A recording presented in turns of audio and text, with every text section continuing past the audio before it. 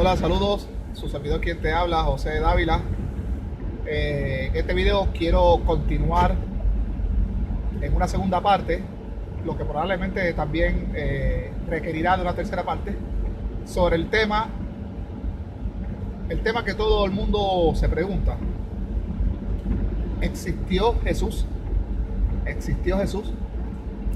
Bueno, en la primera parte di unos detalles que son muy importantes para poder llegar a esa conclusión o a esas conclusiones.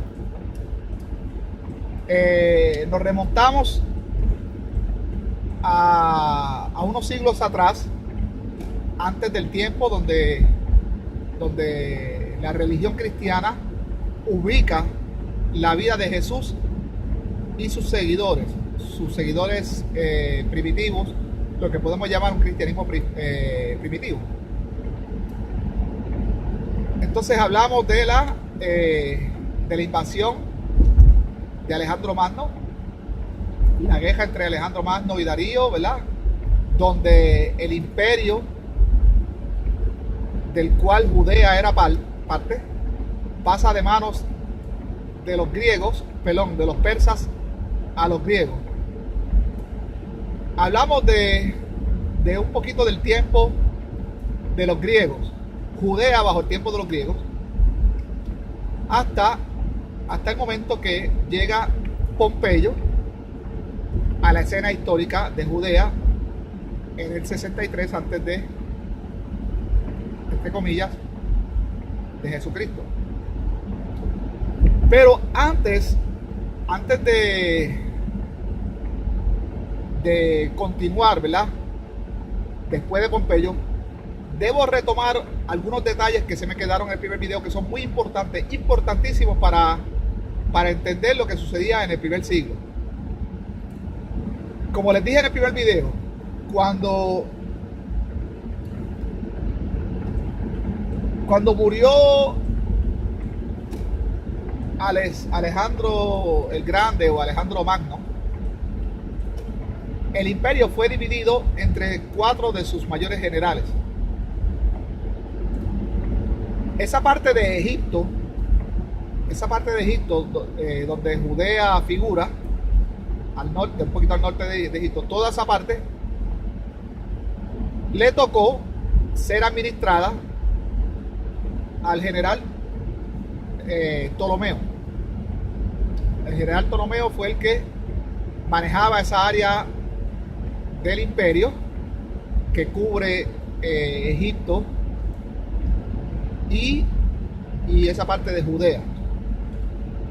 Es importante ese nombre Ptolomeo. Este Ptolomeo hizo cosas grandes. Inclusive mucha gente no sabe que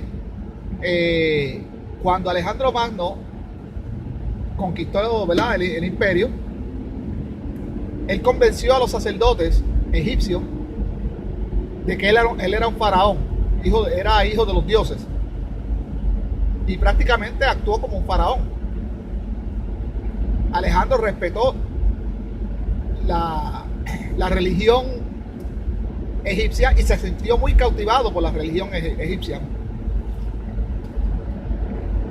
Entonces eso es muy importante.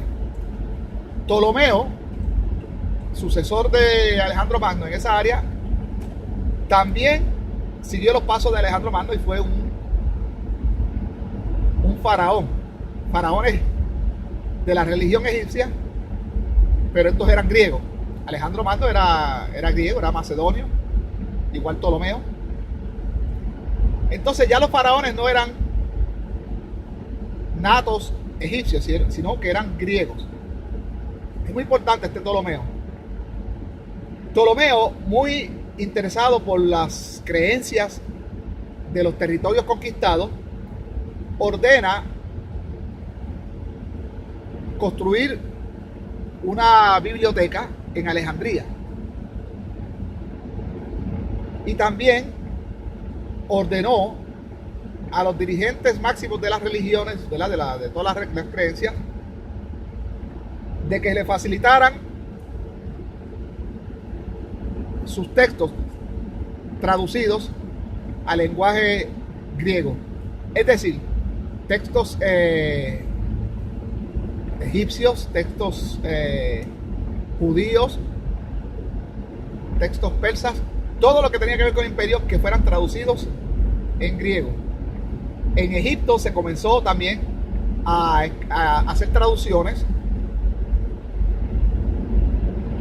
egipcias al griego, y gracias a eso hoy podemos entender los jeroglíficos egipcios, gracias a esa piedra que se llama Rosetta, o en inglés como se le conoce, Rosetta Stone.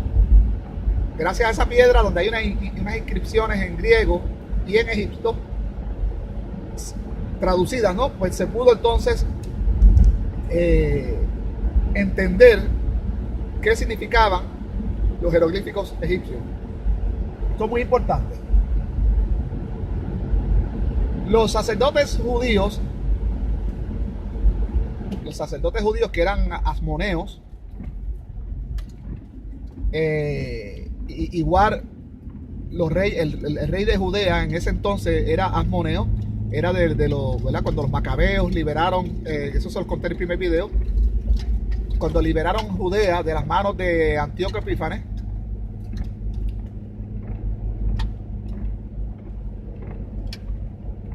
pues ¿cómo le diría? Ahí comienza la independencia en Judea, pero esto es mucho después. Esto es mucho después de Ptolomeo. Pero quiero también dejar eso claro. Los asmoneos, la familia de los macabeos, empezaron a reinar a Judea independientemente de los griegos hasta el 63, cuando llega Pompeyo.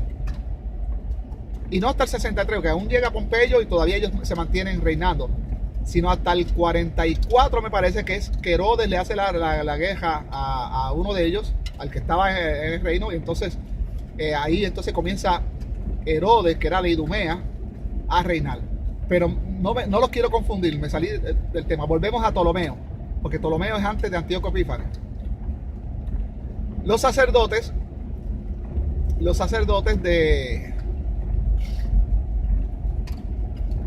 del linaje que habían establecido Esdras y Nehemías, era el linaje original, los supuestos levitas y los hijos de Aarón y todas esas cosas, todo eso que comenzó, ¿verdad? Cuando regresan los judíos de Babilonia y Nehemías y Esdras establecen el judaísmo. También fueron convocados para traducir los textos judíos al griego. Y así se hizo. De hecho, hay una leyenda, ¿verdad? De los 70, usted lo habrá escuchado. Y por eso es que la Biblia se llama Septuaginta. Pero eso es solo una leyenda más supersticiosa, ¿verdad? De los judíos. Pero entonces aquí que se traduce la Biblia del hebreo o del arameo, que era lo que en realidad era el lenguaje que se trajo de Babilonia. Entonces al griego. Aquí es que comienza la Biblia en griego. Es muy importante. Esa es la famosa Biblia de los 70 o la Septuaginta. Es muy importante este dato para conocer la vida de Jesús. Esta Biblia Septuaginta en griego. O no la vida de Jesús, sino para poder entender, ¿verdad?, lo que sucedía en el primer siglo y por qué los textos, los que conocemos hoy como los evangelios,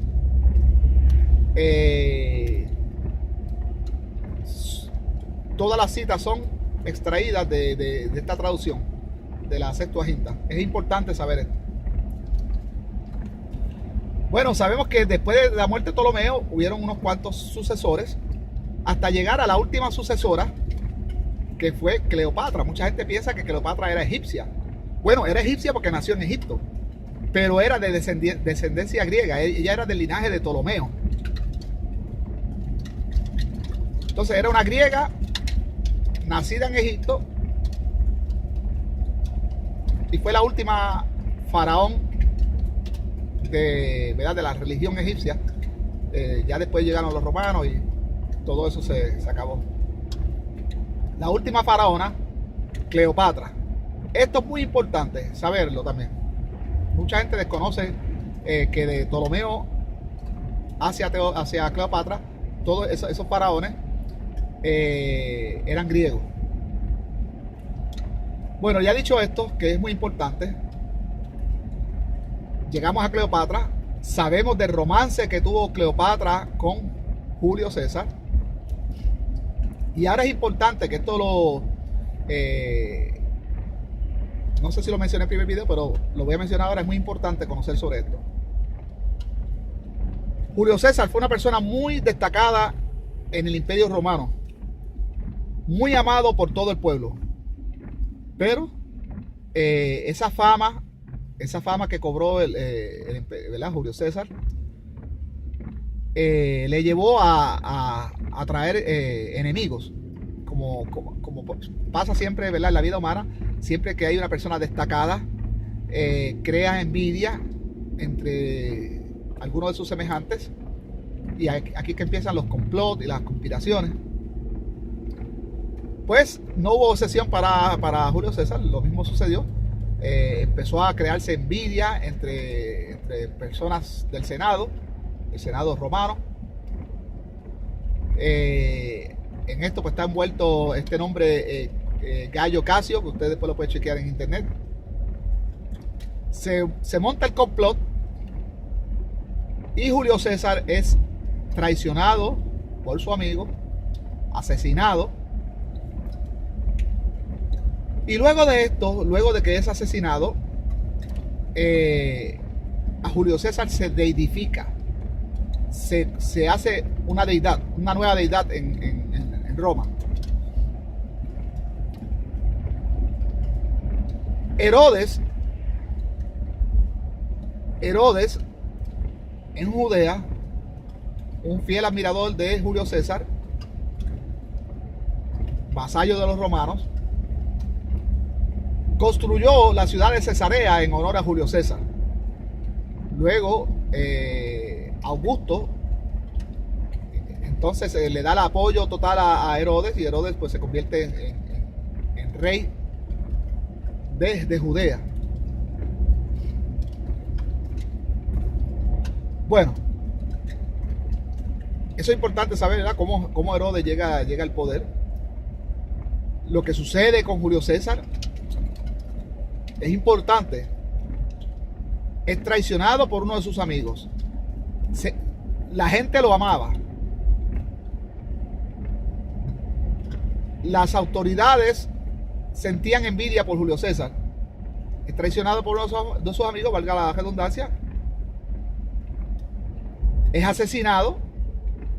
Y luego de su muerte, Julio César es deidificado.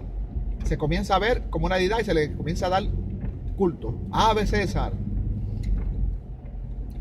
Bueno, eso es importante, porque estos eventos están en la memoria de toda persona que sepa leer y escribir en todo el Imperio Romano. Ahora sí podemos llegar, después del tiempo de Pompeyo, a la Judea del primer siglo, ya estando Herodes en el poder. ¿Qué era lo que sucedía en Judea? ¿Cuál era la situación en Judea?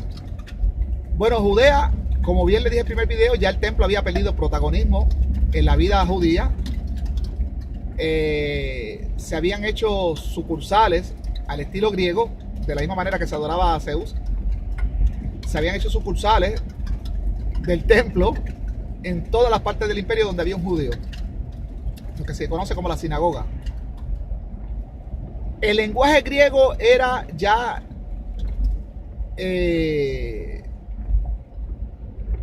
era casi el lenguaje oficial del imperio, aún todavía en Judea.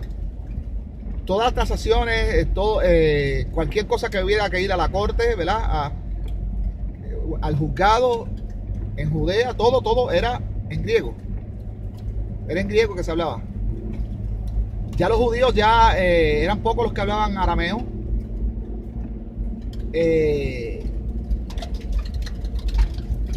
Y los textos que se utilizaban en las sinagogas era esta Biblia que les comenté ahorita, la Biblia Septuaginta, la versión griega. Habían obviamente joyos en arameo, lo que también quieren forzar a que se conozca como hebreo. Habían copias pero eran utilizadas mayormente por sacerdotes o por los rabinos de la época. También les dije en el primer video de que ya el judaísmo se había dividido. Estaban los esenios, los celotes, los galileos allá en el norte,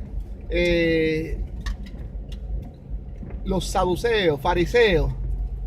Entonces, cada cual tenía una versión distinta de su creencia. Eso es importante conocerlo, que era lo que sucedía, ¿verdad?, en el primer siglo. Los judíos pues están oprimidos porque ya no tienen independencia. Están oprimidos por el Imperio Romano, los impuestos. El judío campesino pues tenía que pagar tributos al templo y también tributos al imperio romano. Las cosas no eran muy fáciles en el primer siglo. Así que, como bien les dije, esto de Julio César está muy presente en las mentes de todos los judíos de aquel entonces y cualquier persona que viviera en el imperio. Cualquier persona que viviera en el imperio conocía de Zeus, conocía de Hércules, conocía de esta historia de Julio César, conocía de Mitra. Mitra era una deidad que los romanos habían adoptado de Persia, de esa parte de Irán. Y muchos romanos, mayormente las altas jerarquías, comenzaron a adorar a esta deidad, Mitra, que era un dios solar. Entonces, toda persona que hablara griego en aquel entonces sabía de Hércules, de Zeus, de Poseidón, de los dichos de Platón. Todo eso estaba ya bien arraigado en el primer siglo. Eso no era nada ajeno a las personas del primer siglo. Todo el mundo lo sabía. Y cualquier persona que supiera escribir y leer en griego conocía esas historias, que son claves para lo que vamos a hablar en el tercer video, si existió Jesús o no. Porque entonces vamos a hablar de la composición de los evangelios y qué conocían los autores de los evangelios, qué información tenían de la mitología de su época, las supersticiones de su época. Y en base a eso vamos a reconstruir cómo se construyen o cómo se escriben los evangelios. O el primer evangelio, que viene siendo el de Marcos, hasta ahora, ¿verdad? Según la historia oficial. Y los demás que siguen añadiéndole, partiendo del evangelio de Marcos, que es así como le llamó la iglesia ya estructurada, lo que conocemos hoy como la iglesia católica. Así que sin más, hasta aquí termina el segundo video. Ya en el tercero vamos a hablar de cómo se construyen los evangelios y quedará contestada la pregunta si existió Jesús o no. Hasta la próxima.